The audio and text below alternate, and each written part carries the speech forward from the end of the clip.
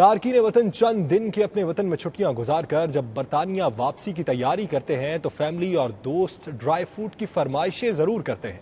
میرپور آزاد کشمیر سے سجاد جرال کی یہ رپورٹ۔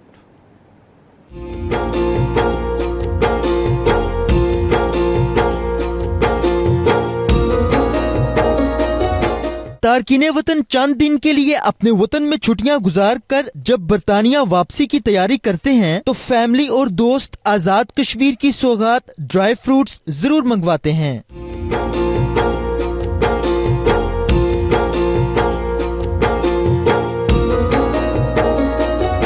ان فرمائشوں کی تکمیل کے لیے تارکین وطن چلغوزے، خوبانی اور بادام خریدنے جاتے ہیں تو آسمان کی چھوتی قیمتیں ان کو پریشان کر دیتی ہیں۔ میں تقریباً 3 ہفتے پہلے آیا ہوں انگلینڈ سے، تو ابھی واپسی کی تیاری تھی۔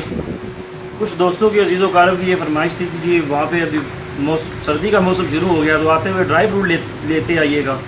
ڈرائی فروٹ کی شاپ پہ آئے تو یہاں پہ دیکھا ہے ڈرائی فروٹس کی جو قیمتیں یہ تو آسمان سے وعدے کر رہی ہیں۔ یوکے سے آئے ہیں ابھی کچھ دن پہلے، تو وہاں سے فرمائش آئی ہے کہ ڈرائی فروٹ ہم نے لانا یہاں سے، تو لیکن ہم جب یہاں انٹر ہوئے تو یہ شاپ دیکھے تو لگ رہا تھا، لیکن پتہ کیا تو زیادہ لگا کہ بہت زیادہ مہنگا ہے۔ دکانداروں کا کہنا ہے کہ مہنگائی کے اس دور میں ان کا کاروبار بھی تارکین وطن کی بدولت چلتا ہے۔ ہمارے جو ڈرائی فروٹ ہے، ہمارے ڈرائی فروٹ کے زیادہ کسٹمر جو ہمارے وہ انگلینڈ سے ہیں، جو انگلینڈ سے لوگ آتے ہیں وہ ادھر آتے ہیں، شاپنگ کرتے ہیں اور وہ ادھر وہ خریدتے ہیں، کیونکہ آپ کو پتہ ہے ڈرائی فروٹ مہنگا ہے تھوڑا سا، اور یہ ایک عام آدمی کے پاس کی بات نہیں ہے۔ اور ہمارے جو زیادہ کسٹمر ہے وہ فارنر ہے، انگلینڈ سے جو آتے ہیں لوگ۔ برطانیہ میں مقیم پاکستانی ڈرائی فروٹ کی فرمائش ضرور کریں، مگر اپنے عزیز و اقارب کی جیب کا خیال بھی ضرور رکھیں۔ سجاد جرال، 92 نیوز، میرپور آزاد کشمیر۔